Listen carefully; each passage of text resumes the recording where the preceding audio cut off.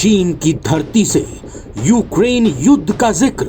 Ukraine में चल रहे संघर्ष के विषय में हम लगातार चर्चा करते रहे हैं। हाल में किए गए शांति के सभी प्रयासों का हम स्वागत करते हैं। हम आशा करते हैं कि सभी पक्ष कंस्ट्रक्टिवली आगे बढ़ेंगे।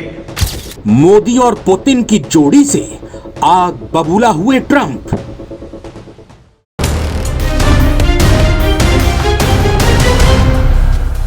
चीन के तियानजिन में हुए एससीओ समिट 2025 में प्रधानमंत्री नरेंद्र मोदी और रूसी राष्ट्रपति व्लादिमीर पुतिन की मुलाकात ने सबका ध्यान खींच लिया है। दोनों नेताओं की गर्मजोशी भरी तस्वीरें जहां भारत रूस रिश्तों की मजबूती को दिखाती हैं, वहीं ये नजारे डोनाल्ड ट्रंप के लिए जरूर चुभने वाले साबित हो सकते हैं। क्यों ऐसा हम कह रहे हैं? दरअसल प्रधानमंत्री नरेंद्र मोदी और रूस के राष्ट्रपति व्लादिमीर पुतिन की इस बैठक की इन तस्वीरों को देखकर यही कहा जा सकता है कि एससीओ सम्मेलन हुआ तो चीन में, लेकिन महफिल लूटी पुतिन और मोदी ने। और इस महफिल को लूटने के साथ ही प्रधानमंत्री नरेंद्र मोदी इस पूरी एससीओ समिट के मैन ऑफ द मैच किस रूप में निकल कर आए हैं, वो भी आपको इस वीडियो में बताएंगे। क्योंकि प्रधानमंत्री नरेंद्र मोदी की डिप्लोमेसी के जरिए न सिर्फ ट्रंप को संदेश दिया गया, न सिर्फ चीन के घर में बैठकर ही, चीन के घर में घुसकर ही जिनपिंग को संकेत दिया गया, बल्कि शहबाज शरीफ की कैसे मिट्टी पलीद कर दी गई, ये हम जानेंगे। क्योंकि संदेश दे दिया गया है पूरी दुनिया को कि हर हाल में भारत और रूस साथ खड़े हैं। चीन की जमीन पर मोदी पुतिन की दोस्ती का डंका बजते पूरी दुनिया ने देखा है और एक संदेश मिल चुका है। कैसे 10 मिनट का इंतजार पुतिन ने किया अपने दोस्त के लिए। कार में 45 मिनट तक दोनों के बीच बातचीत हुई। पुतिन ने पीएम मोदी को महामहिम प्रधानमंत्री और प्रिय दोस्त, बेस्ट फ्रेंड कहा। पुतिन के सामने यूक्रेन का भी जिक्र हुआ और जंग खत्म कराने का क्रेडिट लेने को बेचैन ट्रंप को पीएम मोदी ने क्या मैसेज दिया, आज बात होगी इन्हीं सब मसलों पर। नमस्कार, मैं रविंद्र सिंह आपके साथ, नवभारत टाइम्स आप देख रहे हैं और ये वक्त है सारी दुनिया का। एससीओ समिट को लेकर ट्रंप की बेचैनी समझी जा सकती है।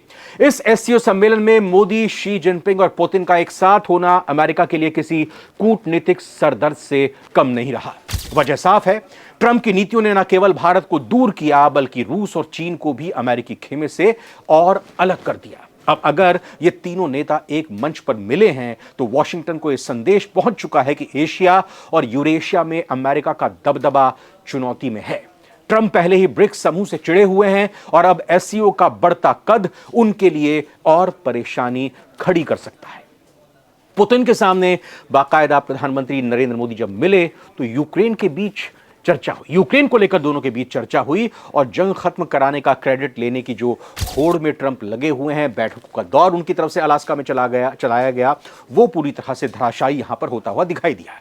क्योंकि दुनिया की राजनीति इस वक्त अगर अमेरिका के इर्द गिर्द चलती हुई दिखाई दे रही है तो दिलचस्प यह भी है कि डोनाल्ड ट्रंप अपने ही वार से नुकसान उठा रहे हैं। उन्होंने अलास्का में व्लादिमीर पुतिन को मनाने के लिए हर वो काम किया जिससे यूक्रेन मसले का हल निकाला जा सके।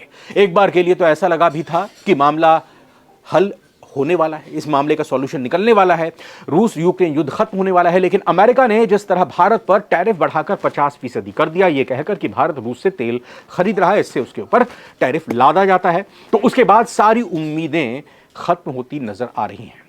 अमेरिका भले इस रूस यूक्रेन युद्ध को लेकर पंचायत कर रहा है, लेकिन असलियत यही है कि वो इस युद्ध के किसी भी पक्ष को, यानी रूस, यूक्रेन या यूरोपियन यूनियन को अपने भरोसे में नहीं ले पा रहा है।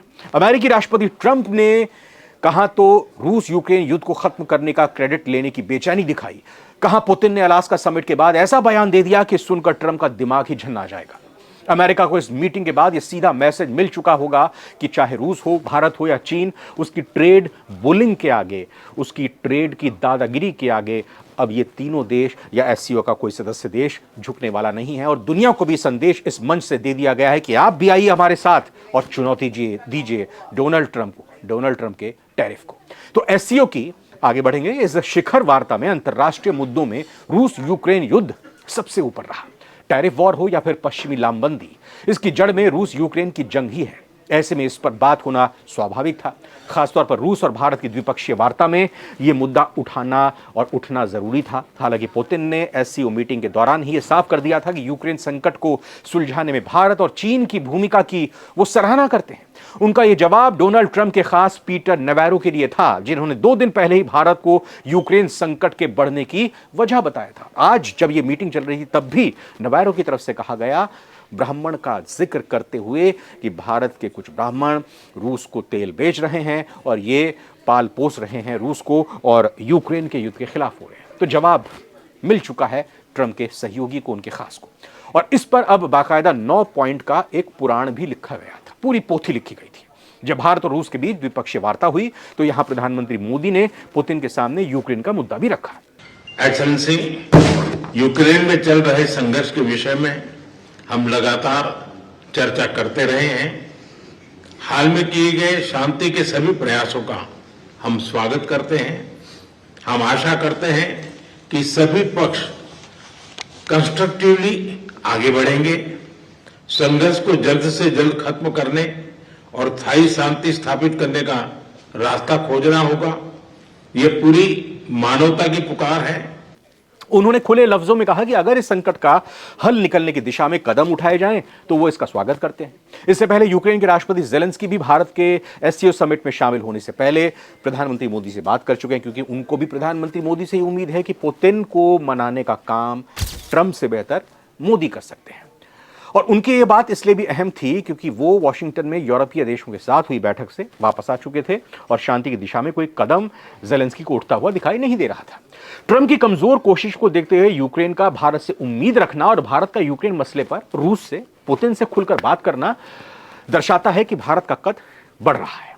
वहीं कहीं ना कहीं ये ट्रंप की उस चौधराहट की इमेज को भी धक्का पहुंचाता है, जिसके बल पर वो नोबेल पुरस्कार लेना चाहते हैं। और खबरें ये भी आई हैं सामने कि नोबेल के लिए प्रधानमंत्री मोदी को भी ट्रंप ने कहा था कि आप मेरा नाम नॉमिनेट कीजिए।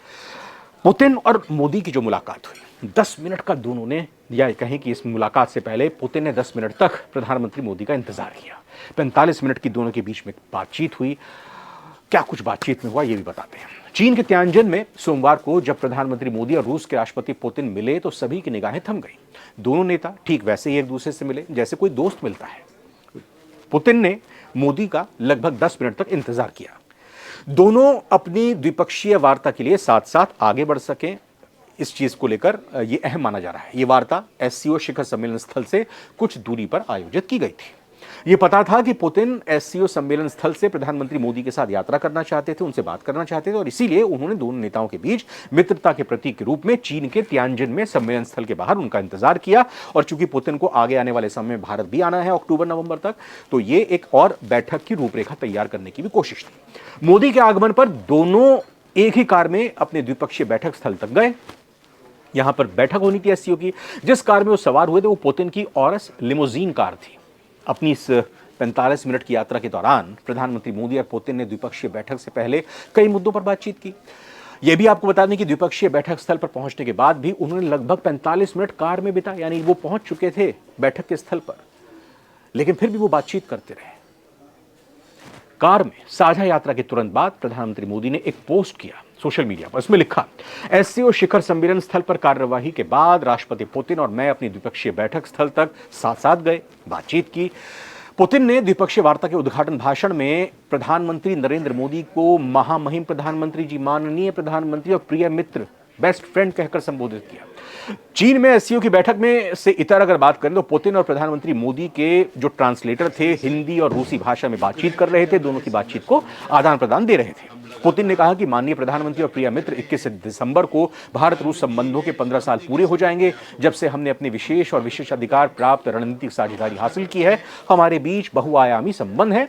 मैं विश्वास के साथ कह सकता हूं कि हमारा रिश्ता सिद्धांत आधारित है और इसमें बहुआयामी सहयोग है।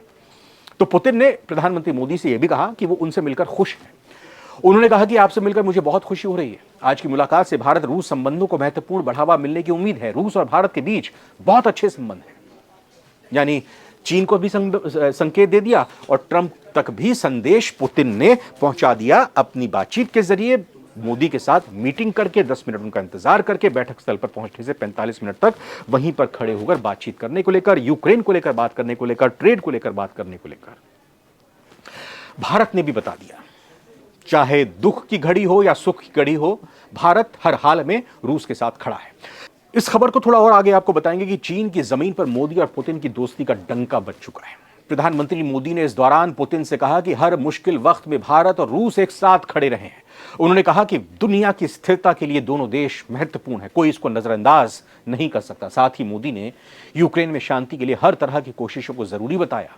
बातचीत के दौरान प्रधानमंत्री मोदी ने जो बड़ी बातें कही हैं, जब मीटिंग हुई है रूस की और भारत की, मोदी की और पुतिन की, तो उस दौरान प्रधानमंत्री मोदी की तरफ से क्या कुछ कहा गया। मोदी ने कहा कि मुझे हमेशा लगता है कि पुतिन से मिलना एक महत्वपूर्ण बैठक होती है, हमें कई विषयों पर जानकारी आदान प्रदान करने का मौका मिलता है, हम लगातार संपर्क में बने रहे हैं और दोनों पक्षों के बीच नियमित रूप से कई बैठकें कामयाब रूप से संचालित हुई हैं। 140 करोड़ भारतीय इस साल दिसंबर महीने में आयोजित होने वाले हमारे 23वें शिखर सम्मेलन के लिए आपका इंतजार कर रहे हैं। जैसा मैंने पहले आपको बताया था, इसको सुधार कर देते हैं, अक्टूबर नवंबर नहीं बल्कि दिसंबर में पुतिन भारत में आने वाले हैं। और प्रधानमंत्री मोदी ने कहा कि यह हमारी खास साझेदारी की गंभीरता और व्यापकता को दर्शाता है।